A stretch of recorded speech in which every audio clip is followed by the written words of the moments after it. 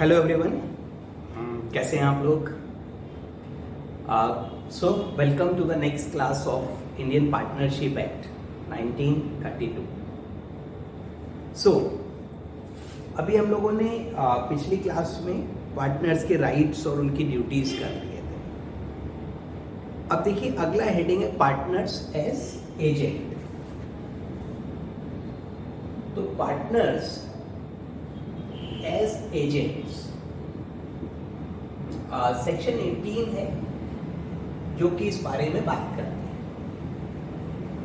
और देखिए, जो चीज हमने पहले भी डिस्कस की थी वो ये थी कि partners are agent of each other, they are basically agent of the firm. तो जो पार्टनर्स हैं, partners are agents of firm। Firm के एजेंट हैं for the purpose of business of firm. तो फर्म के बिजनेस के लिए वो बेटा एक दूसरे के और फर्म के एजेंट माने जाएंगे। तो पार्टनर्स, अब देखिए जो पोजीशन है पार्टनर्स की, एजेंट समझते हो ना? एजेंट का मतलब कि one person is authorised to act on behalf of other person. तो जो एजेंट है वो कार्य करेगा एनीथिंग, और उसके लिए प्रिंसिपल लाइबिल होगा। प्रिंसिपल और एजेंट होते हैं। प्रिंसिपल जो एजेंट को अपॉइंट करता है, एजेंट उसका ऑथोराइज्ड पर्सन है, और एजेंट द्वारा किए गए कार्यों के लिए प्रिंसिपल लाइबिल होता है, प्रिंसिपल बाउंड होता है, और ये स्थिति होती है। लेकिन यहां पे पोजीशन क्या है कि partners are principal as well as agent. तो पार्टनर्स बेटा प्रिंसिपल भी हैं और एजेंट भी हैं, उनके दोनों कार्य रहेंगे। तो partner has, sir, in carrying on the business, partners act as agent as well as a principal. मतलब क्योंकि म्यूचुअल एजेंसी है, आपको याद होगा ये सर पार्टनरशिप का बेसिक टेस्ट भी था, और म्यूचुअल एजेंसी है मतलब agent of each other. Like मान लीजिए हम और आप पार्टनर हैं, तो मैं आपका एजेंट हूं और आप मेरे एजेंट हो, तो we are agents of each other. So इस चीज का क्या इम्पैक्ट होगा? सर, आप कुछ करोगे तो मैं जिम्मेदार हूं, मैं कुछ करूंगा तो आप रेस्पॉन्सिबल हो। ठीक है? तो जैसे मान लीजिए एक फर्म है, उसमें 3 पार्टनर्स हैं। अब सी ने अमाउंट बोरो किया, borrowed on behalf of firm, firm के नाम से पैसा बोरो किया, और उस पैसे को लेके ये रेन अवे भाग गया, तो पता है फर्म लाइबल होगी और एबीसी को पेमेंट करना पड़ेगा। लेकिन यहां पे आप देखो, उनकी जो एजेंसी है वो फिर बिजनेस पर्पस से ही है। अगर कोई पर्सनल एक्टिविटी में, सपोज सी ने पर्सनल लोन लिया होता, फर्म के नाम से नहीं लिया होता, पर्सनल लोन लिया होता, तो लायबिलिटी सिर्फ सी की होती, और उस केस में ए और बी लायबिल नहीं होते।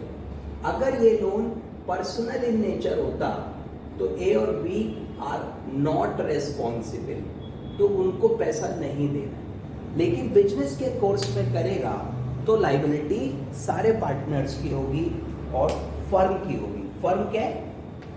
Firm is collection of all partners. ठीक है बेटा? सर, आगे लिखा है the relations between partners inter se is that of principal. Relation between partners inter se is that of principals. फिर एजेंट नहीं है. जब एबीसी आपस में डील कर रहे हैं, देखिए एबीसी की इंटर से मतलब आपस में एक दूसरे से, इंटर से. तो अगर कोई कॉन्ट्रैक्ट ए बी और सी के बीच में हुआ, ठीक है नहीं, ये फर्म है, 3 पार्टनर्स हैं और suppose A has to get salary for his work. ऐसा एग्रीमेंट है कि फर्म को जो भी प्रॉफिट होगा पहले ए को सैलरी देंगे, बाकी प्रॉफिट डिस्ट्रीब्यूट होगा. तो ये आपस का एग्रीमेंट है और इसमें ये लोग सिर्फ प्रिंसिपल है. यहां एजेंट वाला रूल भाई कैसे लगेगा? जब ए और बी आपस में कोई एग्रीमेंट किए हैं तो उसके लिए तो दे आर प्रिंसिपल, वहां एजेंट का रूल थोड़ी लगेगा, उससे कोई मतलब नहीं. तो एजेंट का रूल कब लगेगा? तो एजेंट का रूल तब लगेगा, partners are agents when they are dealing with outsiders. तब जाकर के ये रूल लगेगा, अदरवाइज ये रूल नहीं लगेगा. फिर समझिए, देखिए कठिन है जरा सा. सपोज करिए एक पार्टनरशिप फर्म बनाते हैं. अब मान लीजिए मैंने और आपने फर्म बनाई, हम 2 पार्टनर्स हैं, ठीक है, एक मैं हूं और एक आप हो. सर अभी क्या है कि हमने फर्म बनाई और अब देखिए हम लोग चार्टर्ड अकाउंटेंट्स हैं. तो मैं सर पुराना थोड़ा सा पहले सीए किया मैंने आपको कल बताया था, और आपने अभी सीए करा, ठीक है. तो आप भी चार्टर्ड अकाउंटेंट हो, मैं भी चार्टर्ड अकाउंटेंट हूं. सर आप भी एफसीए हो, मैं भी एफसीए हूं. एफसीए का मतलब होता है फेलो चार्टर्ड अकाउंटेंट. तो जब आप सीए कर लेते हो तो उसके बाद आफ्टर 5 इयर्स आप एफसीए बन जाते हो. पहले एसीए होता है, एसोसिएट चार्टर्ड अकाउंटेंट, फिर वो सीनियर हो जाता है थोड़ा सा, तो उसको कहते हैं फेलो चार्टर्ड अकाउंटेंट. तो मैं एफसीए हूं, फेलो चार्टर्ड अकाउंटेंट. आप भी एफसीए हो, फ्यूचर चार्टर्ड अकाउंटेंट. चलो मान लो यार, खत्म हो गई. अब बेटा हम लोगों ने पार्टनरशिप करी, आप एसीए हो, मैं एफसीए, ठीक है. आप अभी जूनियर हो, मैं सीनियर. फर्म बन गई और हम प्रैक्टिस कर रहे हैं, ऑडिट वगैरह ये सब वो सब बहुत सारे काम करते हैं क्लाइंट्स के. तो किसी की कंपनी बना दी, किसी का इनकम टैक्स रिटर्न भर दिया, किसी का हमने कंपनी का ऑडिट कर दिया, किसी को कंसल्टेंसी सर्विस प्रोवाइड करी, किसी का इंटरनल कंट्रोल डिज़ाइन कराया, किसी को कम्युनिकेशन ऑडिट कर दिया, किसी का फॉरेंसिक ऑडिट कर दिया. So many services are there which we are providing. There is a firm of 2 CS. Okay, अब देखिए फर्म मेरी पुरानी है बेटा, मैं इतने वर्षों से काम कर रहा हूँ, मेरे पास कुछ क्लाइंट बेस भी है. तो जब मैंने आपको पार्टनर बनाया, हम लोगों ने पार्टनरशिप करी, तो एक बात तय करी कि भाई अगर कल को फर्म डिसॉल्व होगी तो जो गुडविल का पैसा है वो मेरा होगा, आपको गुडविल में शेयर नहीं मिलेगा. देखो वैसे तो गुडविल पार्टनरशिप प्रॉपर्टी है, लेकिन that rule is subject to agreement. तो जब आप पार्टनर बने तो मैंने ये तय कर लिया, मैंने ये बात लिख ली कि भैया देखो गुडविल मेरी होगी, और आप भी इस बात पे एग्री किए, तभी पार्टनरशिप बनी, नहीं तो मैं करता ही नहीं आपसे. भाई गुडविल तो मेरी है, मैं इतने वर्षों से काम कर रहा हूं, आपको क्यों दूं? तो अब इस केस में सर कल को फर्म डिसॉल्व हो गई, 2 4 5 साल काम चला, फिर मान लीजिए अब आप सोच रहे हो हम अलग करेंगे, हमें नहीं करना आपके साथ, ठीक है, फर्म बंद कर दी हमने. अब जो गुडविल सेल होगी वो पैसे किसे मिलेंगे? तो एज पर एग्रीमेंट ये तय हुआ था कि गुडविल मेरी रहेगी, आपको नहीं मिलेगी तो मेरी होगी.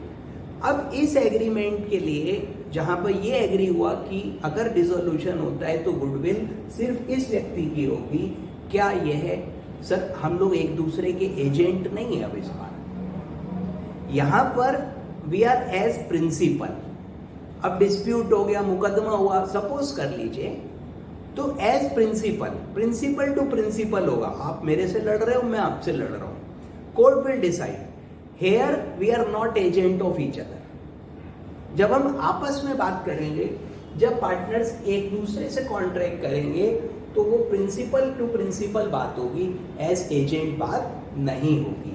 But when we are dealing with the third parties, sir जब हम अपने क्लाइंट्स के साथ डील कर रहे हैं, then we are acting as agent of firm and other partners. तो थोड़ा ध्यान से इस बात को देखिए कि partners are agents of the firm for the purpose of business of the firm while dealing with outsiders.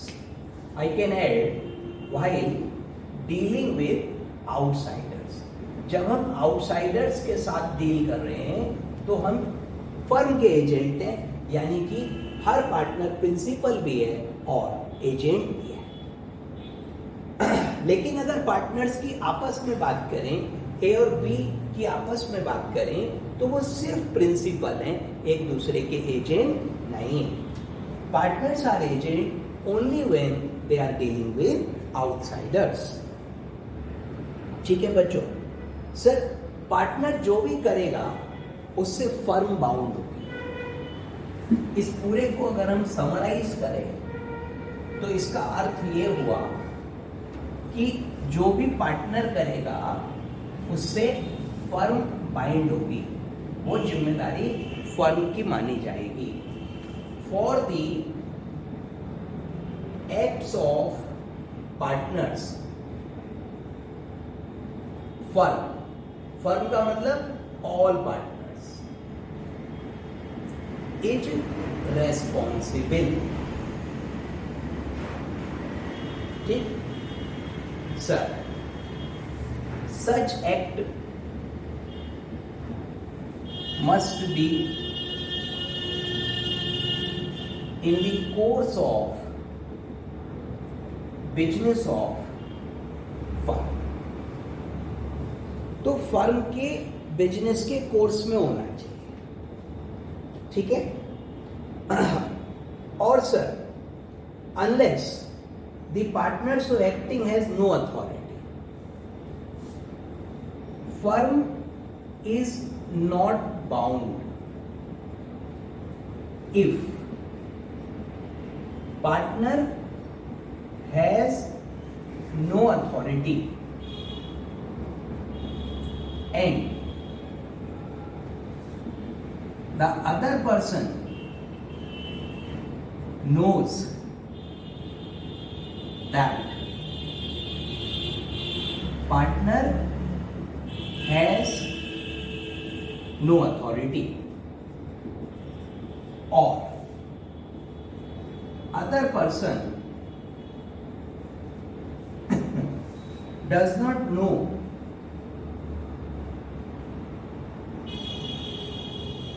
or does not believe him to be partner,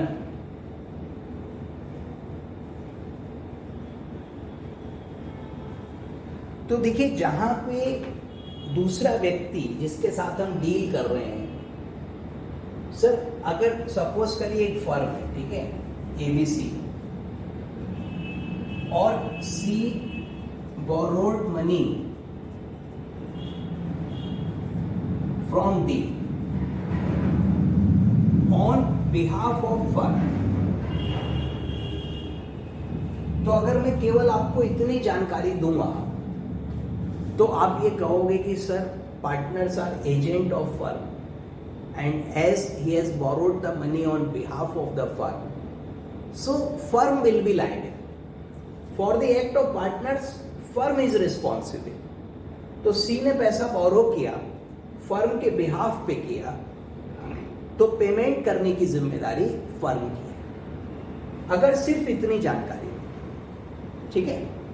लेकिन अगर मैंने आपको फर्दर जानकारी और दी कि C has no authority to borrow as per partnership agreement, इनका आपस में एग्रीमेंट हो रखा है और उसमें लिखा हुआ है कि कोई भी पार्टनर फर्म के बिहाफ पे बोरो नहीं करेगा जब तक सबकी कंसेंट नहीं होगी। तो partner has no authority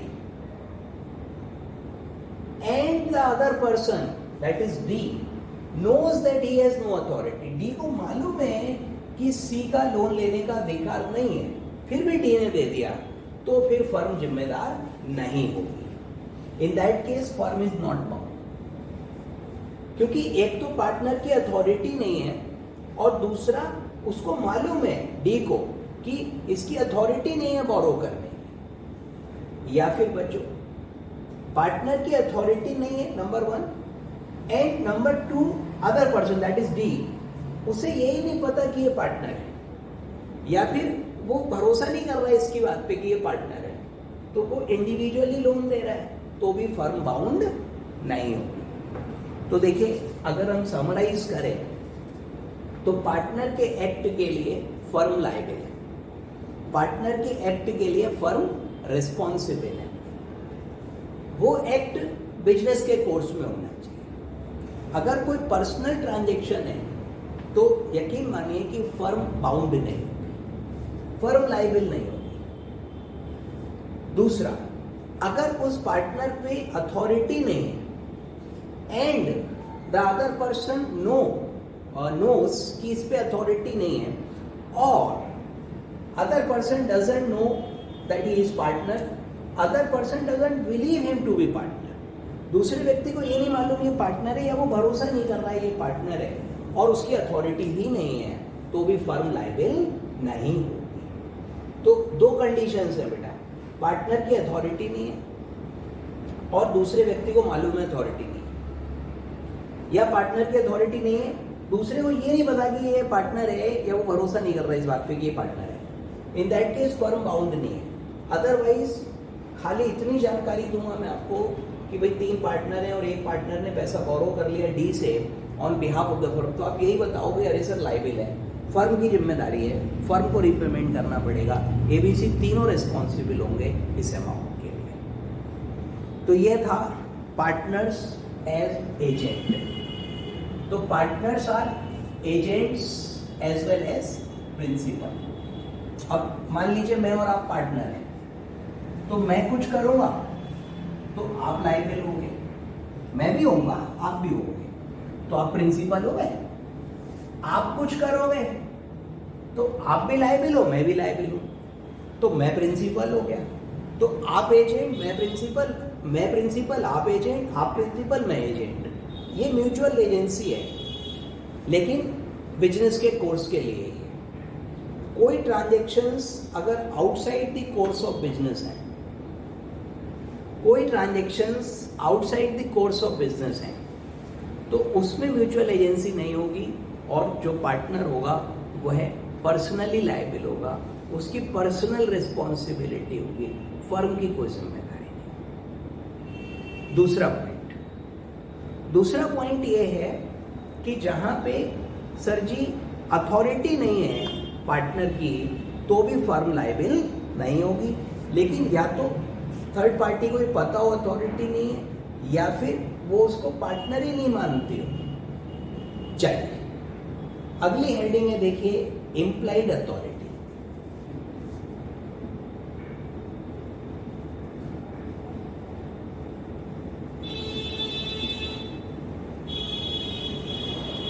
implied का मतलब होता है कि जो माना जाए, मतलब ये अथॉरिटी जो हम पढ़ने जा रहे हैं, पार्टनर्स की अथॉरिटी है, ये अधिकार है, इस बात को माना जाएगा, कोई कहने सुनने की जरूरत नहीं है, कोई लिख के देने की जरूरत नहीं है। हाँ, अगर कॉन्ट्रैक्ट टू कॉन्ट्रेरी है तो बात अलग हो जाएगी। तो बच्चों कुछ चीजें इम्प्लाइड होती हैं। देखो, एक होता है इम्प्लाइड और एक होता है बेटा एक्सप्रेस्ड। एक्सप्रेस का मतलब होता है बाय वर्ड्स और इम्प्लाइड का मतलब होता है बाय कंडक्ट और सरकमस्टेंसेस। तो इम्प्लाइड कॉन्ट्रैक्ट भी होता है और कॉन्ट्रैक्ट एक्सप्रेस भी होता है। सपोज करिए, मान लेते हैं फॉर एग्जाम्पल कि अब हम और आप हैं, मैं और आप, ओके। अब एक हम लोगों ने पार्टनरशिप करी, प्रॉफिट शेयरिंग रेशियो 60-40 रखा। सर आपने मुझसे पूछा पार्टनर बना लो, या मैंने आपको ऑफर किया बेटा पार्टनर बन जाओ और मैं आपको 40% प्रॉफिट दूंगा। तो ये एग्रीमेंट कैसा हो गया? Express. This is express agreement by words. लिखित में भी हो सकता है और ओरल भी हो सकता है, लेकिन शब्दों के द्वारा है, कही गई सुनी गई तो है एक्सप्रेस है। इम्प्लाइड कॉन्ट्रैक्ट बाय कंडक्ट या बाय सर्कमस्टांसेस होता है। इसमें एग्रीमेंट नहीं हुआ, कॉन्ट्रैक्ट नहीं हुआ। चलिए दूसरा एग्जांपल लेते हैं। हम और आप पार्टनर नहीं, ओके।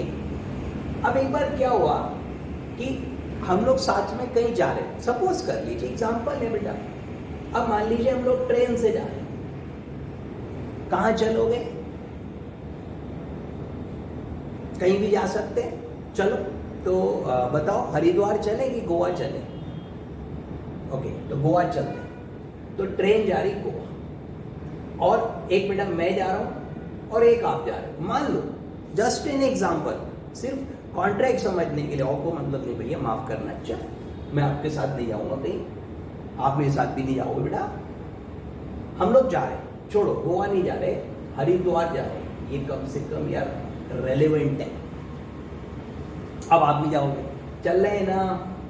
अब बेटा ट्रेन में जा रहे हैं हम लोग, ये ट्रेन है, अच्छा बैठे हुए बर्थ पे, यहाँ पे बैठे हुए, आप भी हो मैं भी हूँ, और भी पैसेंजर हैं यहाँ पे। अब ये सामने वाला जो पैसेंजर था, ये भी जा रहा है। ऐसी बातचीत चलने लगी इनकम टैक्स की, और इसको अपनी रिटर्न भरनी थी, बड़ा टेंशन में था, कैसे जाएगी रिटर्न, क्या होगा। इसने 2-4 सवाल पूछे, तो मैं भी खाली बैठा था, मैंने जवाब दे दिए इनकम टैक्स के। ये बड़ा इंप्रेस हो गया, बोले अरे सर जी बड़ा ज्ञान है आपको। फिर आप भी बेटा क्योंकि सीए वाले हो, तो इसके पास कुछ पेपर्स वगैरह थे अपने इनकम टैक्स वाले, वो इसने दिए, और आपने ट्रेन में ही इनकम टैक्स इंडिया e-filing.gov.in खोल करके और ट्रेन में ही इसकी रिटर्न भर दी, अपलोड कर दी, और उसके डिजिटल सिग्नेचर लगा दिए, अपलोड हो गए, काम खत्म हो गया। एडवाइस किसने करी? मैंने। कंसल्टेंसी किसने दी? मैंने। रिटर्न भरने का काम किसने करा? आपने। हम लोग साथ में जा रहे हैं, क्लाइंट मिल गया हमको, पैसेंजर भी क्लाइंट है अपना, बहुत बढ़िया। अब सब कार्यक्रम हो गया बच्चों, और सपोज इसने 2000 रुपए का पेमेंट भी कर दिया, और मेरे को इसने 2000 रुपए दिए। Okay done. आप भी मांगोगे? अच्छा, अब उसमें से 1000 रुपए मैंने आपको दे दिए। काम आपने किया, कंसल्टेंसी दिमाग मैंने लगाया, पर फीडिंग आपने करी, दोनों का काम है। तो बेटा 2000 इसने मेरे को दिए, 1000 मैंने इसको दिए, आपको दे दिए। अब देखो ये पार्टनरशिप हुई। क्या मेरा आपका एग्रीमेंट था to share the profits? Answer है नहीं। क्या हम लोगों ने पहले तय करा था? सर बात ही नहीं हुई, हम लोग तो हरिद्वार जा रहे थे भगवान के दर्शन करने, गंगा नदी नहाने, रास्ते में क्लाइंट मिल गया, उसको भी हमने लपेट दिया, जो पैसे मिले आधे आधे कर लिए। तो ये भी एक पार्टनरशिप हो गई, और this is implied by conduct. ये चीज इंप्लाइड कहलाती है, अपने आप हो रही है। अब बेटा हम लोग पहुंच गए हरिद्वार, जय गंगा मैया। अब वहां पे गंगा नदी किनारे बैठे हुए, अरे बैठ गए, जाके क्या करेंगे, अभी बैठे हुए, हवा अच्छी लग रही है शाम को। एक बंदा फिर आ गया, ऐसे ही बातचीत करते ना हम लोग। अब आप और मैं साथ में हैं बेटा, तो we will discuss some technical things, right. मैं आपको जीएसटी के बारे में बता रहा हूँ, इनकम टैक्स के बारे में बता रहा हूँ। तो ऐसे ही देखा किसी ने, उसने देखा कि यार ये लोग नॉलेजेबल लग रहे हैं, ही केम टू अस अगेन, फिर उसको भी सर्विस प्रोवाइड कर दिया, उसका भी फीस हमने आधा आधा करना पड़ेगा अब तो, क्योंकि कंडक्ट से हो रहा है। चलिए एनीवे, तो ये बेटा इम्प्लाइड कॉन्ट्रैक्ट्स होते हैं। तो कॉन्ट्रैक्ट दो प्रकार के होते हैं, बताओ कौन कौन से? सर एक्सप्रेस और इम्प्लाइड। इम्प्लाइड कंडक्ट से होगा और एक्सप्रेस वर्ड्स से होगा, शब्दों से होगा। मैं आपको एक बार फिर समझाऊंगा, एक्सप्रेस और इम्प्लाइड, ठीक। एक्सप्रेस कैसे हो रहा है? वर्ड्स के द्वारा। इम्प्लाइड कैसे हो रहा है? कंडक्ट से या परिस्थितियों से, सर्कमस्टेंसेस से। मैं समझा सर, एक और एग्जांपल लेता हूं, एंड दिस टाइम एग्जांपल थोड़ा चीप है, तो please excuse me for that cheapness. Sir शादी का ऑफर हुआ, ए ने बी को ऑफर किया कि आंटी, नहीं सॉरी आंटी मत बोलो, will you please marry me, I shall be highly obliged. अबे स्कूल की एप्लीकेशन लिख रहे हो, मान लो यार, चलो उसका मन कैसे करेगा ऑफर। तो this is an offer, A asks B for marriage. अब बी ने कहा yes I am ready to marry you, तो ये हो गया एक्सप्रेस कॉन्ट्रैक्ट। मैं आपको एक्सप्रेस इंप्लाइड बता रहा हूं, पार्टनरशिप पे भी आ रहा हूं, एक minute. Be said yes, by words हो गया, एक्सप्रेस हो गया, और ये एक्सप्रेस कॉन्ट्रैक्ट हो गया। बी ने कुछ नहीं कहा,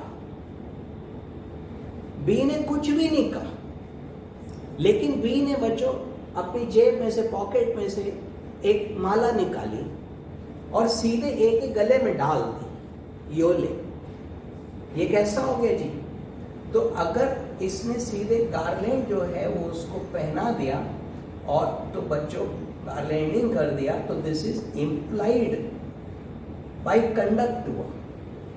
तो both type of contracts are there. चलिए, it is over. I hope मैं आपको इम्प्लाइड वर्ड का मीनिंग समझा पाया। तो implied authority is not express, law से प्रिज्यूम करी जाएगी। तो certain authorities are presumed by law. Law मान के चलता है कि अथॉरिटी होगी और पार्टनर पे कुछ अधिकार होंगे और वो उन कार्यों को कर सकता है, करेगा तो फर्म बाउंड होगी। क्योंकि अभी हमने डिस्कस किया था कि जहां पे पार्टनर अपनी अथॉरिटी में एक्ट कर रहा है तो उससे फर्म की लाइबिलिटी हो रही है। तो certain authorities are presumed by law. Sir these are normal business transactions, okay, जैसे सेल परचेज ऑफ गुड्स। कोई भी पार्टनर अगर गुड्स खरीदता बेचता है तो ये माना जाएगा कि ये उसके अधिकार में, वो कर सकता है। टू बोरो मनी, पार्टनर बोरो कर सकता है।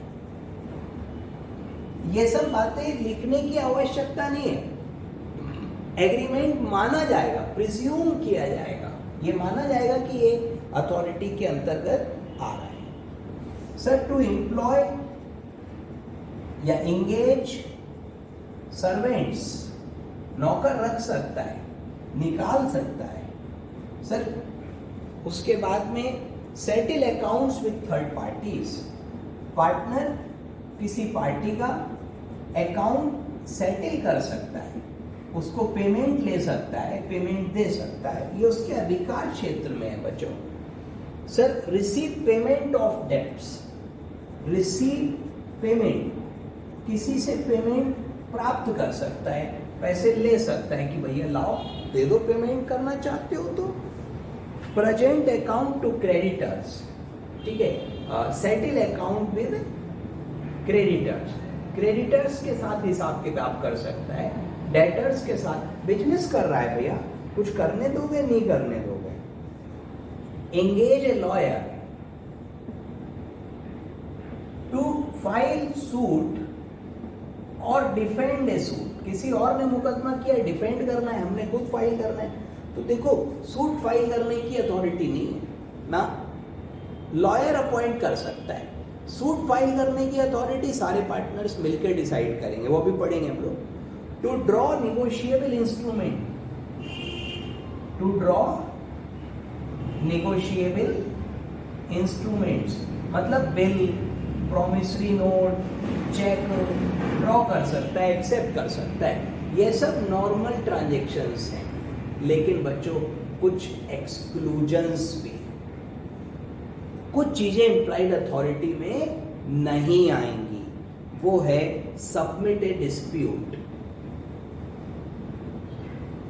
Submit A dispute for arbitration. Arbitration is settlement outside the court. Open a bank account of firm in own name. Firm का अकाउंट अपने नाम से खोलोगे, अच्छा बेटे, गलत नहीं हो रहा है। Compromise, relinquish any claim.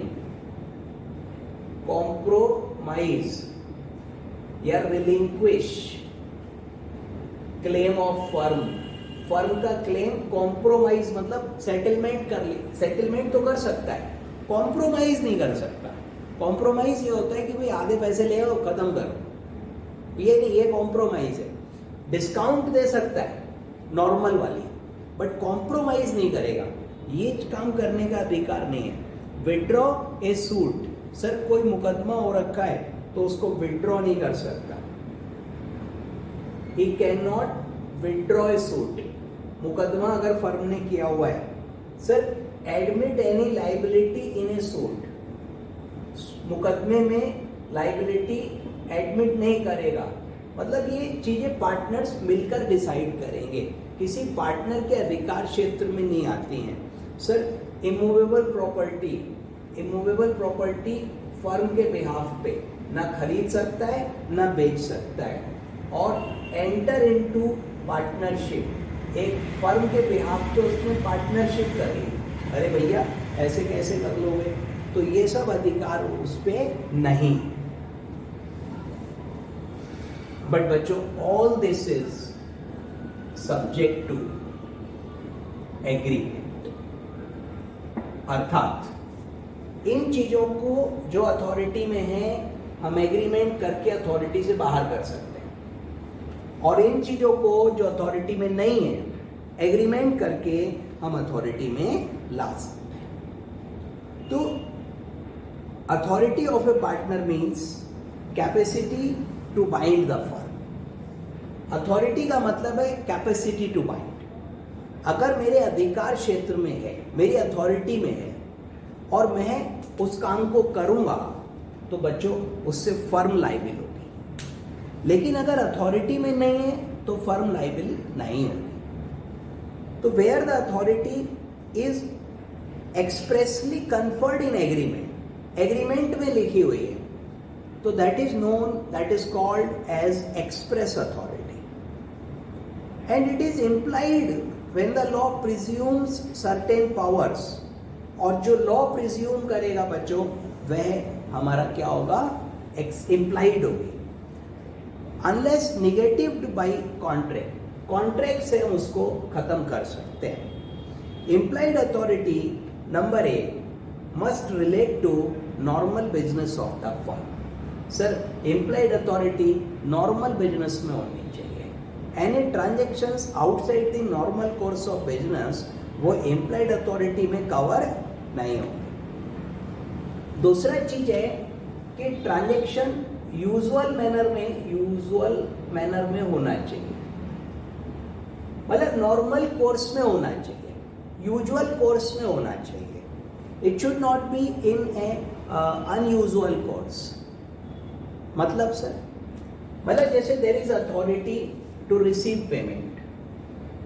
अभी सपोज पार्टनर्स हैं and some third party makes payment 3 partner हैं, ठीक है, 2 बाहर गए हुए कहीं घूमने घामने, एक दुकान पर है, एक डेटर आया पेमेंट कर लिया, तो पेमेंट रिसीव करने का अधिकार है उसका, उसने ले लिया, अब वो पैसा लेके भाग गया मान लो पार्टनर, तो रिमेनिंग 2 क्या उस डेटर से पैसे दोबारा मांग सकते हैं?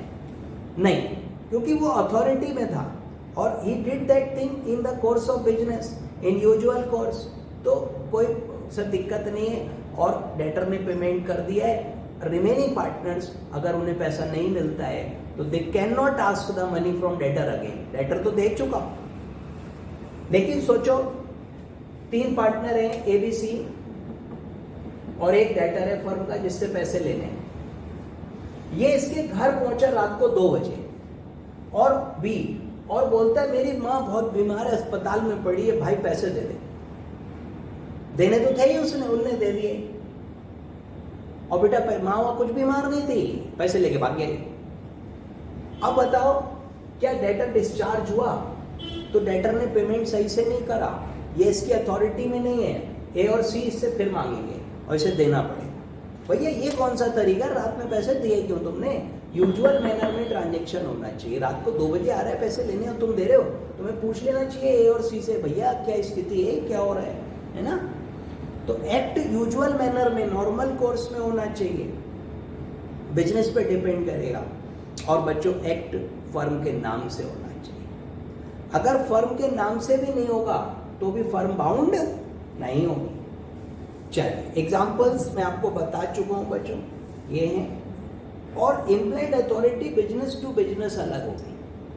अब जैसे बोरो करना है, कोई ट्रेडिंग फर्म है तो बोरो करना नॉर्मल बिजनेस है। अब चार्टर्ड अकाउंटेंट की फर्म है, उसने बोरो कर लिया, भाई तुम क्यों बोरो कर रहे हो? तुमने कौन सी गुड्स खरीदनी है, तुमने कौन से ऐसे पेमेंट्स करने हैं? तो सीए चार्टर्ड अकाउंटेंट्स की फर्म में बोरो करने की इम्प्लाइड अथॉरिटी नहीं होगी, क्योंकि वो नॉर्मल बिजनेस कोर्स नहीं है उसका। और लिमिटेशंस भी बता दी मैंने आपको। चलिए इसके बाद में बच्चों इस इम्प्लाइड अथॉरिटी पे कुछ क्वेश्चन आंसर्स दिए हुए हैं। तो क्वेश्चन नंबर 7, क्वेश्चन नंबर 8 एक जैसा है, आंसर है 9, 10। तो बेटा ये मैं आप लोगों को होमवर्क दे रहा हूँ, क्वेश्चन 7, 8, 9, 10 ये आप पढ़ोगे, ठीक है, मैं नहीं करा रहा, इसी पर बेस्ड है। और कैसे आंसर्स लिखने ये भी आपको आइडिया मिलेगा, तो इसको आप देख लीजिएगा। कोई दिक्कत आए, परेशानी आए तो मुझे बताइएगा। तो फिलहाल इतना ही रखते हैं। Up to implied authority, extent of liability next class में अपन कवर करेंगे।